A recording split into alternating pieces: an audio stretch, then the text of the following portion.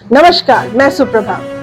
पिछले एपिसोड में हमने जाना था कि चौथी लोकसभा के लिए चुनाव घोषित हो चुके थे, नेहरू जा चुके थे और अब शुरू हुआ था तिकड़मों, उठापटकों और साजिशों का दौर। जो अपने थे पलट गए, जो पराये थे निकट आ गए। हितों की टकराहट, अभिमान की जंग, बदले, धोखे और दोस्ती की कहानियों से भरा है ये एपिसोड। सत्ता का संघर्ष एपिसोड 4। तीसरे चुनाव की लोकसभा का समय समाप्त होने को था। फरवरी 1967 सभा के लिए चुनाव हुए। इनमें आम चुनावों ने भारतीय राजनीति में एक युग का अंत किया। यह युग था भारतीय राष्ट्रीय कांग्रेस, मोहनदास करमचंद गांधी और जवाहरलाल नेहरू की पार्टी की निर्विवादित सर्वोच्चता का युग।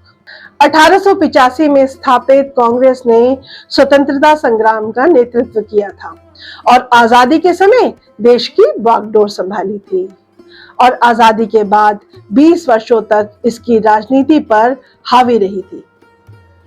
1952, 1957 और 1962 के आम चुनाव ने भारी अंतर से जीत हासिल की थी। इस दौरान कांग्रेस ने कभी कभी राज्यों पर नियंत्रण खोया था, अन्यथा वह राज्यों में भी सर्वाधिक सशक्त पार्टी हो रही थी। जैसे दक्षिण में केरल ने 1957 में एक कम्युनिस्ट सरकार आई थी। 1957 में कांग्रेस को और पार्टियों के साथ सत्ता साझा करनी पड़ी, लेकिन इनमें से किसी ने भी उसे लंबे समय तक सत्ता के बाहर नहीं रखा जा सका। केरल में 1959 में केंद्र सरकार ने राष्ट्रपति शासन लागू कर दिया। 1960 में हुए मध्यावधि चुनावों में एक गैर कम्युनिस्ट गठबंधन बना। कांग्रेस और अन्य पार्टियों ने कम्युनिस्टों को परास्त कर दिया। बाद में गठबंधन टूट गया था और कांग्रेस सत्ता के एकमात्र पार्टी बन गई थी। उड़ीसा में गठबंधन टूट गया और 1961 में मध्यावधि चुनावों में कांग्रेस को पूर्ण बहुमत मिल गया था। अन्य राज्यों में भी इसकी स्थिति को कभी भी गंभीर खतरा नहीं था।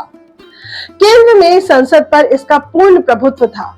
1962 में लोकसभा में 360 से ज्यादा सीटों पर इसका नियंत्रण था, पर 1967 के लोकसभा चुनावों में हालात कुछ बदल गए थे। आजादी के बाद आर्थिक, सामाजिक, राजनीतिक क्षेत्रों में कई महत्वपूर्ण घटनाएं घट चुकी थी। स्वाधीनता प्राप्ति के 20 साल बाद ब्रिटिश जातियों की यादें धूमिल पड़ने लगी थी। आजादी के बाद की संभावनाओं ने अपने यथार्थ की टक्कर से टूट रही थी।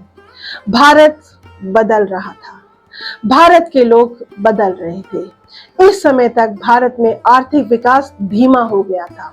1961 से 1966 की पंचवर्षीय योजनाओं में 6% वार्षिक वृद्धि का लक्ष्य दिया गया था, लेकिन वास्तविक विकास दर 2% ही थी। लाल बहादुर शास्त्री के नेतृत्व में पाकिस्तान के साथ 1965 के युद्ध में भारत की जीत के बाद सरकार की लोकप्रियता बढ़ गई थी, लेकिन चीन के साथ पिछले 1962 के युद्ध के साथ साथ इस पर युद्ध ने अर्थव्यवस्था पर दबाव डाला। भारतीय राष्ट्रीय कांग्रेस में आंतरिक विभाजन उभर रहे थे, जबकि इसके दो लोकप्रिय नेता नेहरू और शास्त्री दोनों की मृत्यु हो चुकी थी।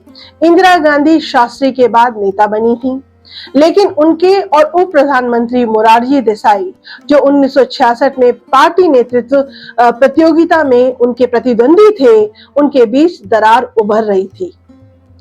इन बदलते हालातों, बिखरती उम्मीदों, टूटते सपने और बढ़ती हताशा के कांग्रेस ने लोकसभा में केवल 283 सीटें जीती। 45% वोटों की तुलना में इस बार उसे सिर्फ 41% वोट ही मिले। 44 सीटों के साथ तीसरी सबसे बड़ी विजेता स्वतंत्र पार्टी थी, जिसने 1962 के चुनावों में केवल 18 सीटें जीती थी। 35 सीटों के साथ चौथी बड़ी पार्टी जनसंघ थी। 35 सीटें इंडिपेंडेंट यानी स्वतंत्र उम्मीदवारों को मिली थी। राज्यों में भी कांग्रेस के किले दरकते नजर आ रहे थे और कुछ राज्यों में तो पूरी तरह इमारत धराशायी थी। कांग्रेस को 7 राज्यों में प्रमुख रूप से झटका लगा, जिसमें गुजरात भी शामिल है। वहां कांग्रेस ने 24 में से 11 सीटें ही जीती, जबकि स्वतंत्र पार्टी ने 12 सीटें जीती।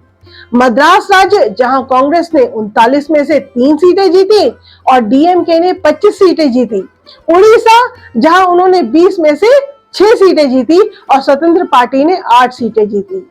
राजस्थान, उन्होंने 20 में से 10 सीटें जीती, स्वतंत्र पार्टी ने 8 सीटें जीती।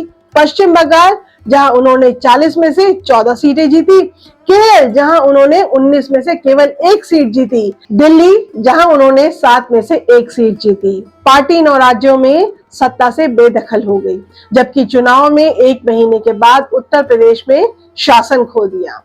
1967 के चुनावों के बाद इंदिरा गांधी समझ गई थी कि अब भारत की उस जनता से जुड़ने की जरूरत है जो बहुसंख्यक है, यानी गरीब, वंचित, आम आदमी से जुड़ने की जरूरत है। इसलिए धीरे धीरे इंदिरा गांधी जी समाजवादी नीतियों की ओर बढ़ने लगी। पर पार्टी के पुराने वरिष्ठ नेता इतनी जल्दी बदलने को तैयार नहीं थे। इसके अलावा आपको याद होगा कि सिंडिकेट में इंदिरा जी का समर्थन इसलिए नहीं किया था, बल्कि इसलिए किया था कि उनको नियंत्रित रखा जा सके। पर इंदिरा जी की स्वतंत्र सोच, और वह भी ऐसी जो उन नेताओं के वर्षों के सुरक्षित हितों को चोट पहुंचाती हो, उनका कैसे स्वीकार हो सकता था। टकराव तो होना ही था और हुआ भी। और इंदिरा जी का कई मुद्दों पर कांग्रेस के वरिष्ठ नेताओं से मतभेद गहराने लगा। उनमें एक मुख्य मुद्दा था भारत के राष्ट्रपति के रिक्त पद के लिए चुनाव। इंदिरा जी ने अक्सर बातचीत में अपना समर्थन पहल श्री जगजीवन राम को दिया था, पर कांग्रेस पार्टी के आधिकारिक उम्मीदवार के तौर पर नीलम संजीव रेड्डी को घोषित किया गया। यह इंदिरा जी के लिए एक चुनौती थी। उन्होंने इसे स्वीकार तो किया, पर पूरी तरह नहीं। उनका मानना था कि पार्टी कैसे उस उम्मीदवार को समर्थन नहीं कर सकती जिसको प्रधानमंत्री का समर्थन हो। आखिर प्रधानमंत्री और राष्ट्रपति को मिलकर जनता के हितों के लिए काम करना होता है। उन्होंने माना कि पार्टी उनके पर कतरने की कोशिश की वजह से उनके उम्मीदवार को समर्थन नहीं दे रही है। इसलिए अब उन्होंने अपना समर्थन वीवी गिरी के पक्ष में किया, जो उस समय उपराष्ट्रपति थे और तत्कालीन राष्ट्रपति जाकिर हुसैन मृत्यु के बाद कार्यवाहक राष्ट्रपति के रूप में कार्य कर रहे थे और अगले राष्ट्रपति उम्मीदवार भी थे। यह कोई आधिकारिक घोषणा नहीं थी, पर किसी से छुपी भी नहीं थी। चुनाव की तारीख आते आते इंदिरा जी और खुलकर वीवी गिरी का समर्थन करने लगी। इस समय तक पार्टी ने सदस्यों को नीलम संजीव रेड्डी के समर्थन में वोट डालने के व्हिप यानी कि आदेश जारी कर दिया था, परंतु इंदिरा जी ने पार्टी लाइन से हटकर अंतरात्मा की आवाज पर वोट देने को कहा। चुनाव हुए और गिरी चुनाव जीत गए। यह थी इंदिरा जी की जीत, परंतु अब पार्टी की अंदरूनी लड़ाई पॉइंट ऑफ नो रिटर्न तक पहुंच चुकी थी। इसी दौरान दूसरी घटना घटती है और इंदिरा जी ने वित्त मंत्री मोरारजी देसाई से परामर्श किए बिना बैंकों के राष्ट्रीयकरण की घोषणा कर दी। बल्कि 16 जुलाई 1969 को उन्होंने मोरारजी देसाई से वित्त मंत्री का पद ले लिया और निर्णय लिया कि विषम आर्थिक परिस्थितियों में प्रधानमंत्री वित्त मंत्रालय भी देखेंगे। मोरारजी देसाई ने उसी समय इस्तीफा दे दिया, परंतु इंदिरा जी ने 2 दिनों के भीतर राष्ट्रपति के हस्ताक्षरों से उस समय के 14 प्रमुख बैंकों का राष्ट्रीयकरण घोषित कर दिया। अध्यादेश पर कार्यवाहक राष्ट्रपति थे और अगले ही दिन यानी 20 जुलाई को उन्होंने इस्तीफा देना था ताकि वह अगले राष्ट्रपति का चुनाव लड़ सकें। वही चुनाव जिनकी चर्चा थी। इंदिरा जी के इस कदम के परिणाम स्वरूप पार्टी में खलबली मच गई और एक अभूतपूर्व कदम लेते हुए पार्टी अध्यक्ष एस निजलिंगप्पा ने इंदिरा जी को अनुशासनहीनता के लिए पार्टी से निष्कासित कर दिया। इंदिरा जी संभवतः इसकी अपेक्षा कर रही थी, इसलिए उन्होंने कांग्रेस पार्लियामेंट्री पार्टी की बैठक बुलाई। अब दोनों ओर से यह दावे होने लगे कि वास्तविक कांग्रेस कौन सी है। ऐसे में इंदिरा की बैठक में 310 से अधिक कांग्रेस सदस्य आए और उनको समर्थन दिया। कांग्रेस पार्टी टूट गई। इंदिरा जी ने कांग्रेस आर का निर्माण किया। ऐसा लगता था कि कांग्रेस आर ने संसद में अपना बहुमत खो दिया, लेकिन द्रमुक जैसे क्षेत्रीय दलों के समर्थन से इंदिरा जी ने सरकार को गिरने से बचा लिया और सत्ता बनाए रखी। उसके बाद इंदिरा जी ने एक और बड़ा कदम उठाया। 1970 में प्रिवी पर्सेस को समाप्त कर दिया। ये प्रिवी पर्स की व्यवस्था के अंतर्गत उन राज्यों के रूलर्स को भारत सरकार टैक्स फ्री वजीफे देती थी जिनका भारत में एक विलय स्वतंत्रता प्राप्ति के समय हुआ था। इंदिरा जी का मानना था कि गरीब देश में इस तरह की व्यवस्था जनता के हित में नहीं है और इस संसाधन का उपयोग गरीब जनता के लिए होना चाहिए। यह अलग बात है कि बैंक के राष्ट्रीयकरण और प्रिवी पर्स से संबंधित मामले जब सर्वोच्च न्यायालय गए तो इंदिरा जी को हार का सामना करना पड़ा, परंतु उनके इरादे थे कि अब पीछे हटने का प्रश्न नहीं है। इंदिरा जी जानती थी कि 1967 के चुनावों में उनकी पार्टी को बहुत कम समर्थन मिला था और अब जो सरकार चल रही थी वो कांग्रेस के टूटने के बाद और भी कमजोर हो गई थी और बाहरी समर्थन की बैसाखियों से चल रही थी। उधर सर्वोच्च न्यायालय के निर्णय भी सरकार की जनता के लिए निर्णयों को लगातार निरस्त कर रहे थे। प्रधानमंत्री लय करें, कैसे अपने वादों को पूरा करें। तो इंदिरा जी ने एक निर्णय लिया और राष्ट्रपति से लोकसभा भंग करने का चुनाव करवाने की मांग की। प्रधानमंत्री को यह शक्ति है कि वह ऐसा आवेदन करे, इसलिए राष्ट्रपति वीवी गिरी ने 27 दिसंबर 1970 को इसकी सहमति दे दी और जो चुनाव 5 साल बाद 1972 में होने थे वह मार्च 1971 में हो गए। क्या हुआ इन चुनावों में?